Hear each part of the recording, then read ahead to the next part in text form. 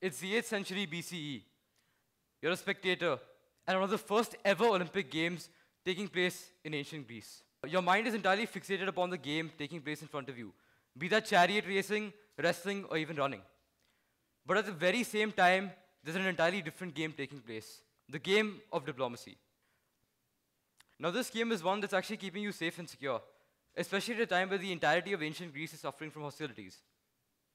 Now, to set some historical context, at that time, ancient Greece was rife with armed conflict, and the Olympics were actually a truce signed by the leaders of city-states called Elis, Pisa, and Sparta. And what this truce stated was that for every week preceding and following the Olympic Games every 4 years, there would be absolutely no conflict whatsoever. In effect, what the ancient Greeks did was that they substituted death and go for track and field. Now, the more I thought about it, I realized that throughout the annals of history, there's been multiple more examples of where sports and diplomacy have collided and intersected. I myself am a sports fanatic. I know the most random facts and statistics about sports. But even I never really analyzed this relationship on a wider level. And now, what I want to convey to you all is that there's much more to see within a game. There's another game taking place concurrently that alters the way we see international relations as a whole. The purpose of my talk, therefore, is to answer the question. In a world where we are strife with diplomatic instability and relations between nations that aren't exactly symbiotic or positive, is sports our true salvation? Coming back to our beloved example of the ancient Olympics, I will answer this by analyzing it from the lens of the Olympic motto, Citius, Altius, and Fortius, which means faster, higher, and stronger. Citius. This means faster.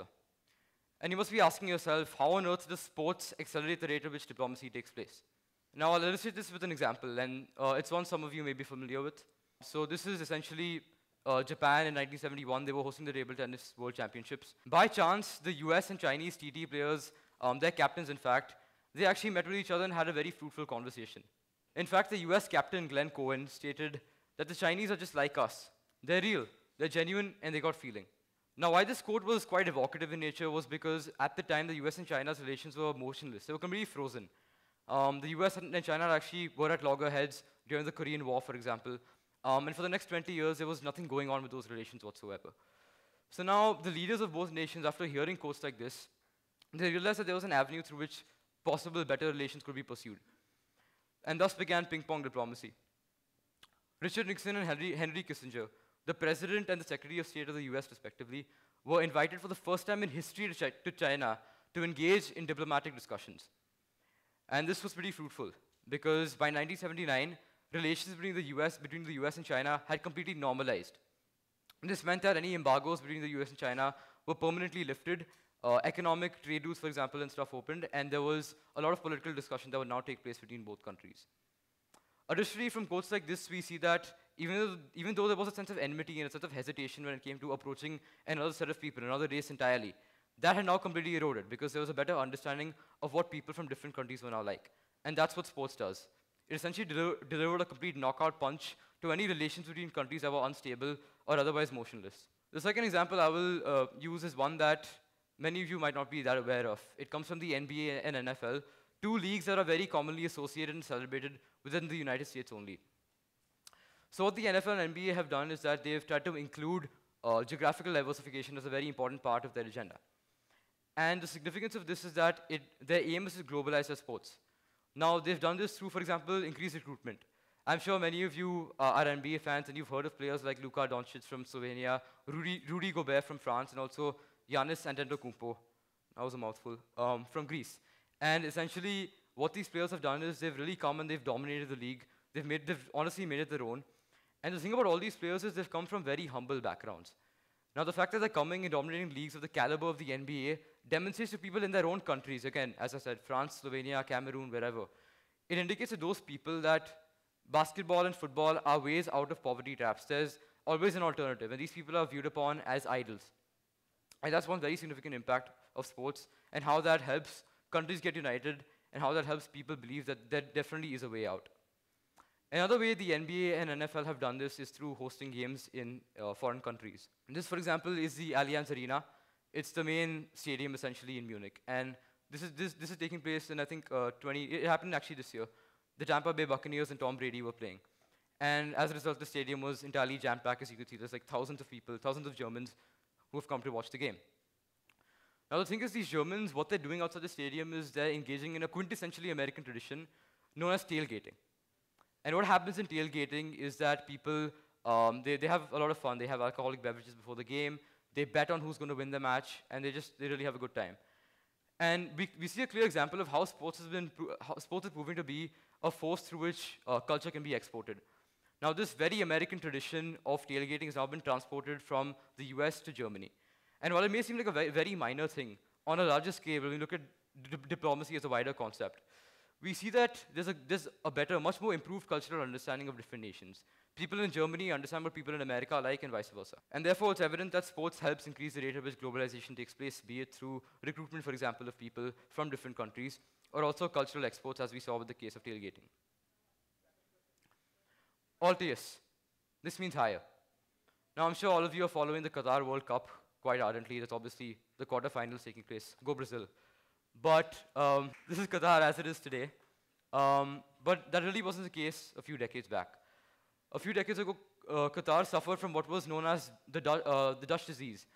And that's an economic syndrome where a country is only reliant on one or two sources of income to bolster its economy. Now, quite obviously, Qatar is surrounded by countries like Saudi Arabia, and therefore it's sitting on tons and tons of oil and natural gas. So that became its main resource. However, with time, they realized that this wouldn't really sustain its economy in the long run. In case, for example, oil prices change the way they wouldn't like, then their economy would completely collapse. So they decided to invest and diversify their economy, and therefore invested much more in sports. And in 2010, they actually got the bid to host the World Cup. Now, to borrow from the great Spider-Man, with great power comes great responsibility. And essentially what took place was, Qatar now had to expect 1.5 million people coming in from 95 countries. That meant completely bolstering and revamping their infrastructural sector. And this was done through the development of hospitals, schools, buildings. In fact, outside one of the stadiums, called the Education City Stadium, there's a bunch of universities being built. So that firstly helps improve Qatar's economy. It makes sure that the economic issues that were currently plaguing it are not as big of an issue anymore. Additionally, the hosting of mega events like the World Cup increases a nation's legitimacy on a wider scale. And as a result of that, Qatar, a country normally only trading with countries like Saudi Arabia, literally on its border, is now trading with countries like Turkey and Germany. So while there definitely is a long while before the whistle blows at the Lusail Stadium on December 18th, we're already seeing how hosting a big event like the World Cup is helping a nation rise on a global stage. The second example I will use is one that's very close to the hearts of South Africans. It was during the period of apartheid, and I'm sure many of you know that apartheid was 50 years of complete racial discrimination in South Africa. Now, obviously, Nelson Mandela, who was deemed the father of the nation, came to solve this issue. And he was someone who liked boxing a lot. He believed that it was an egalitarian sport. Regardless of which culture you are, regardless of which race you are, it shouldn't matter. You should always enjoy the benefits of sports. So he decided to apply this context to the real-life issues his country was facing, and therefore unite the people in South Africa. So to give you some context, this is from the Rugby World Cup in 1996. And to kind of set some context, rugby is to them what cricket is to us. It's kind of ingrained as a part of every South African's culture heritage. So the 1996 World Cup was approaching, and Mandela had actually called upon all colored rugby players to now embrace and engage with the white colored players, and therefore try to win the World Cup. That was their sole aim, not any racially motivated factors. And the good thing is, South Africa actually went up and did winning the World Cup in 1996. And that was really good because it showed to the world that South Africa was a country that could definitely be united. People, regardless of their race, regardless of their gender, regardless of any other barriers, could collaborate together and therefore contribute to having a much more united and successful country. Now, this also helped South Africa increase their legitimacy on a wider scale because although countries before had largely sanctioned it, right, it doesn't look good for your country if you're associated with a very racist one like South Africa. Now, as a consequence of the World Cup and as a consequence of a referendum eventually held by Mandela, I think in 1998, this issue was completely circumvented and turned on its face. And by 2010, actually, South Africa got to host the World Cup, which is another very good evidence of how sports helps countries improve their legitimacy, as was the case with Qatar. It's therefore clear that sports takes pole position over any meaningless politics or racial barriers, and that's really helped countries improve their standing and improve their reputation, and therefore build economic and trade relations with countries like never seen before. Fortius. This means strength. Now, I strongly believe that just like you need teamwork to win a World Cup, you also need teamwork and a sense of unity and solidarity between nations to make sure that the world is functioning, essentially. And this is an example of Afghanistan. It's showing a bunch of Afghanis playing in obviously what seems like a very rundown environment. So again, to set some context, Afghanistan was suffering from a lot of war. It was a very war-torn country. And many Afghanis actually went as refugees. They moved from Afghanistan to Pakistan. Pakistan obviously has a very huge cricketing culture, and that passed on to these refugees. And eventually, when problems stabilized, these refugees actually took back cricket as a cultural export back to Afghanistan. And they played tape ball cricket and stuff like that, and many domestic leagues actually ended up springing. As a consequence of this, we now have household names like Gulbuddin Naeeb, Mohammad Nabi, and Rashid Khan, all of whom featured in the IPL and various world tournaments, coming out of what seemed like an impossible situation. Now, this has helped strengthen a country as a whole. It demonstrates that sports can be a factor that can transcend war even. And nothing is more inspiring and indicative of this than the Afghan team's rise on a global stage. They were literally in 2003 and 2004 playing associate matches with teams like Bermuda and Hong Kong, but now they're actually playing in T20 World Cups and doing pretty well in those stages as well. So it's therefore pretty evident that sports can help a country unite internally, and people have done a lot of research after Afghan's performance in the World Cup. They're trying to figure out what Afghanistan is, what it stands for, its cultures and its traditions. And that obviously is a consequence of sport and how that's united a country. This next example is one which I think is very close to our hearts. It's an indication of the India-Pakistan cricket rivalry. So what was happening at the time was there was a build-up of tensions at the Wagah border between India and Pakistan. And Rajiv Gandhi was watching, who was our Prime Minister at the time, he was watching the India-Pakistan test match taking place in Jaipur.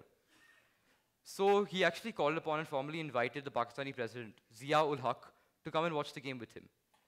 Now, thankfully, the game did end up in a draw, but they actually had a really good conversation, and they ended up having dinner after this match. Through that dinner, they discussed the situation at hand, and they realized that there was no point escalating it further. And that actually resulted in a de-escalation of conflict. The amount of troops at the Wagah border was reduced by a significant amount.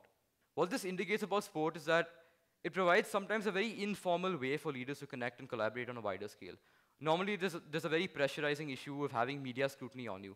And in many situations, many contexts, like for example, if I'm a leader at a UN conference or a leader at a summit, I'm very pressurized to say something, but in a much more informal environment, I can speak much more frankly with other leaders. And that was the case here as well. And it is because of this informal avenue of dialogue that a conflict that could have snowballed into something much worse was prevented. I'd therefore like to conclude by stating that it may seem like sports and diplomacy are two sides of the same coin. Both involve a distinct sense of rivalry and intense competition and a feeling of wanting to make yourself much more evident on a larger stage. But the more you realize it, the more you realize that this relationship is actually one that exemplifies every aspect of the Olympic motto. It firstly makes diplomacy happen much faster. It changes relationships from those that are in stasis to relationships that are now in the right direction and much more promising. It also ensures that cultural exports take place at a much faster rate, and globalization also accelerates, as we saw with the case of the NBA, the NFL. Secondly, sports also ensures that countries can improve their reputation on a much wider scale. And we saw this, for example, through Qatar and also the example of apartheid South Africa, where a country was unified and therefore had a much better global standing. And lastly, sports unites. It's a factor through which people, regardless of any kind of barriers, can overcome them. And it provides leaders with a chance to informally interact and therefore prevent events and issues that could be watershed events, landmark events, change from those that are very dangerous in nature to those that are now much more, that have actually subsided. So with that being said, I'd like to leave all of you with a parting question. At a time where diplomatic instability and relations between countries are still quite unstable in nature, doesn't it make sense to substitute tensions and gridlock with sports and diplomacy? Thank you.